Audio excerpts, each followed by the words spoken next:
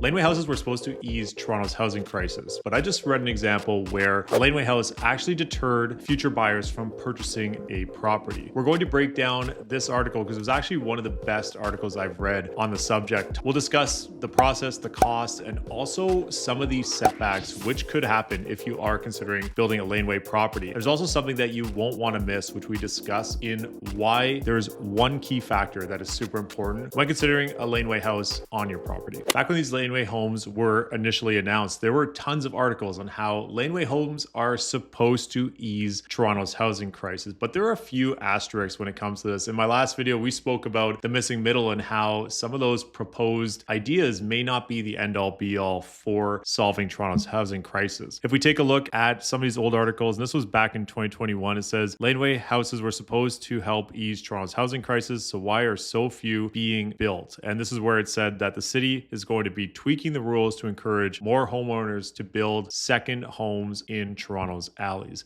We could jump right to the chase on this one. The reason people aren't really building them is because they are definitely not cheap. We're hearing numbers in and around the $500,000 mark to build a laneway home, which essentially would bring in a rental income, which sounds great, but if a two-bedroom rental is bringing in about $3,000 a month, it will take a significant amount of time to make back that investment. And that brings us to this article. And this is actually one of the best articles I have read. So definitely go to Toronto Star, check out this. Toronto homeowner thought a laneway suite would attract buyers. Instead, it made his property harder to sell. And actually, the reason I like this article is because I do feel it breaks down some of the negative aspects, or at least some of the things to consider if you are looking to build a laneway property. And we won't go through the entire article, but we will break down a couple key takeaways from it. And the first one is that this laneway home was in the East End Danforth backyard, and it cost $450,000 for a two-bedroom suite. They were expecting to rent it out, but after 5 years of building it, it did take 5 years, and it mentions that they did much of the work themselves. Him and his wife decided to sell their homes. Looks like they each had their own homes and build a bigger house for their family. His wife sold her home within days, and the husband, Wilson, struggled to sell his. And there is a key reason why, which we'll break down here in the video as we go forward. His listing sat for more than 5 months and now says the laneway suite was actually a deterrent to prospective buyers who said they didn't need it. And that's going to bring us to point number one when discussing should you or should you not build a laneway home on your property. The first thing when considering building a laneway home is, do you need it? Do you want the extra income? Do you feel that putting in a $450,000 laneway home will bring in enough income over time to offset the cost to go through the process of building? These certainly don't get built overnight. And one of the key factors when building a laneway home is how big can you build it? So if you do have a semi-detached or a detached property, that will make a difference. The lot size, the lot depth, all those elements. And if you are building a one bedroom versus a two bedroom, all those factors come into play. And as we're looking through the article, this says I have to recoup costs. Whereas for my example, my wife sold her house in 3 days because it was a totally standard 3-bedroom Toronto semis are the most desirable properties in the city of Toronto. And that remains true in any Toronto real estate market. If you are looking for a 3-bedroom semi in the Danforth area or any of the prime areas in the city of Toronto, they are always competitive and they always sell very quickly, especially when they're renovated. If his wife sold her home in 3 days and it was a typical 3-bedroom Toronto semi, where this article really brings out some of the key factors is that the homeowner mentions that they were expecting to recoup the cost of their property. Building a laneway suite without special permission was legal in Toronto since 2018, as Toronto wants to add more density and rental options to low-rise neighborhoods. And for homeowners, the biggest thing that Toronto keeps talking about is how this is the opportunity to make rental income, have multi-generational living with a separate place for older parents, adult children, or other family to move in. This is where I find there's some things to consider when building laneway suites. And if you are considering putting one on your property, the biggest question is, what is the purpose of the laneway suite? Is this something where you want family to move into the backyard? Is this something where you want to rent it out and have some income coming in every month? Or is it even something where you just want a really nice office in your backyard with some parking down below? The biggest factor is knowing what exactly you are looking to do when it comes to laneway suites and why you would consider putting one in your backyard in the first place. The article does talk about the time it takes for laneway suites to sell, but this data is not directly from the Toronto Real Estate Board, and it is actually pretty difficult to find exactly the homes that have laneway suites versus the ones that have proposed laneway laneway suites, and each laneway suite is so unique that it's really not a simple data point to pull out, because I did check for this video but couldn't find the data that I felt actually made sense when showing what it looked like. This goes on to say the story. So Wilson, who was the homeowner, purchased a home 12 years ago, used the equity in the house to build the laneway suite. Because of this, his mortgage ballooned. So if you're not sure how that process works, typically if you are going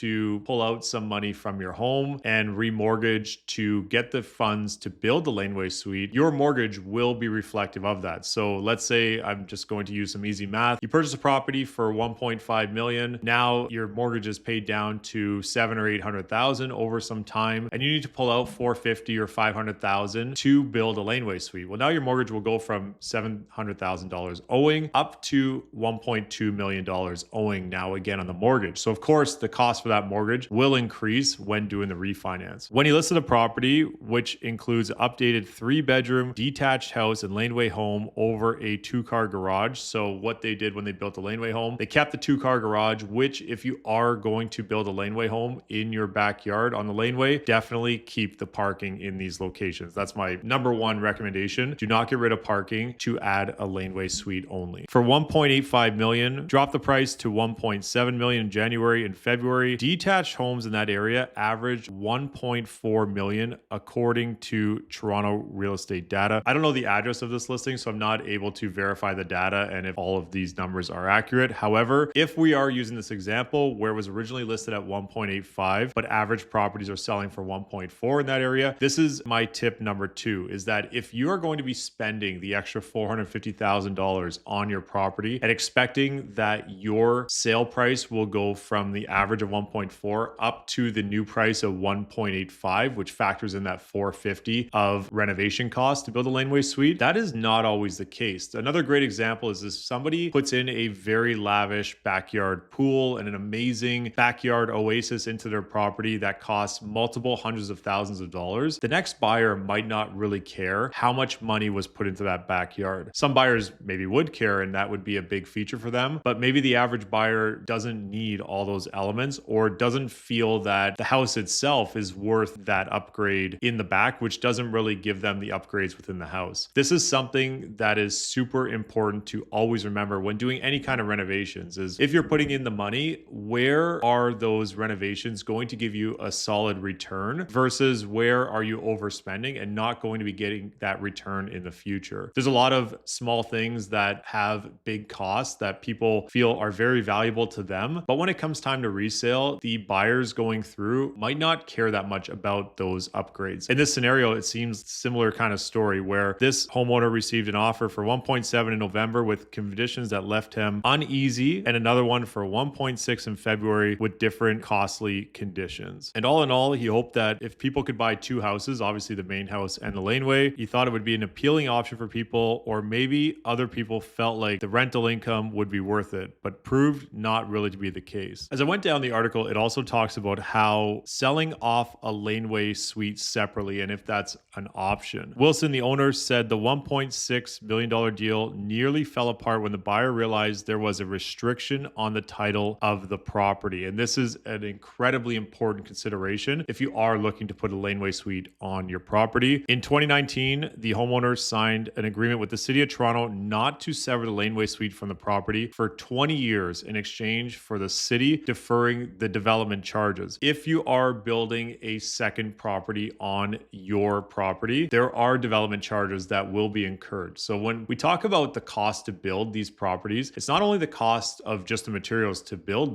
the structure, it's actually the development charges and all the permits required. And also, if your property gets reassessed by the city, there may be some upgrades in property taxes because now you need more services, you need more electricity, more water, you need all those elements that play a big factor in running these properties. The buyer could have simply signed the same agreement to continue avoiding the fees, but the buyer was worried the restriction would affect the property's future saleability. The buyer had asked the seller to pay the development fees, which were about $90,000. So this is another consideration if you're a buyer looking to purchase a laneway suite, is what is the restriction on title for the laneway suite and whether or not development fees are pending in the future for that laneway property. And Wilson said it's not feasible to sever the property anyways. Part of the laneway suite bylaws is that all the services come off the main house: electrical, plumbing, drainage, they all feed through the main house. So in order to sever the property, you'd also have to redo all the connections, which would probably cost $100,000 or more. You'd have to run new electrical, you'd have to run plumbing separately from the street, which typically is at the front of the house. So if the plumbing's coming in from the front, electricity is coming in from the front, you'd have to run all those lines from the front of the house versus from the house itself. If you are building a laneway suite, you also have to upgrade the electrical in the home to make sure that there's enough power to power both the house and the laneway suite as well. So typically a 200 amp panel would be the way that most people would go. This was on to say that the homeowner eventually agreed to pay the development fees in order to close the sale rather than wait for another buyer while continuing to pay the mortgage. Plus, they got to pay off the city because no one wants to buy a house with a title restriction, even one that's not a real issue. Now, as of Ontario's Bill 23, which is the More Homes Built Faster Act in 2022, this says that the development fees on laneway rentals have been removed. But that doesn't have to say that if it's just a laneway suite altogether, there's no development fees. So something to definitely look into if you are considering building a laneway home on your property. The building newer units wouldn't have to pay development charges at all. That's what the article says. I definitely want to verify that with the city of Toronto. There were some emails from the city, and it says the city went on to explain laneway rules do not permit a lot to be divided in such a way that the main home and laneway suite would be on separate lots. They say that development charges would have been forgiven at year 20, but by remaining ancillary to the main dwelling and not severed, they are intended to increase the city's rental housing stock in neighborhoods. In addition, severances for laneway suites can also create issues related to waste collection and servicing based on location, with services accessed via the main street. And that's what we just mentioned, how the services all come from the front of the house at the main street. At the back of the house, if you see those wires, those are typically, for example, Bell Canada or Rogers. The last piece this talks about is turning the building into a condo style property, and then you can sell them off as a condo style with condo fees. I'm not exactly sure how that would be an option, but essentially that's a solution because then the land remains undivided, but each property is registered as a condo and sold as condos, basically. Now, there would be, for example, a condo fee associated. So I don't know if the main property owner and the laneway renter would be part of the board type of thing. That would all have to be organized in the condominium corporation, and you'd have to figure out a way to get all the municipal services individually. All in all, it looks like the homeowner wasn't able to unfortunately recoup the cost that it cost to build the laneway suite when it was all said and done, and they decided to rent instead for a little while and then eventually renovate their next home. So great article from the Toronto Star, and actually really good to see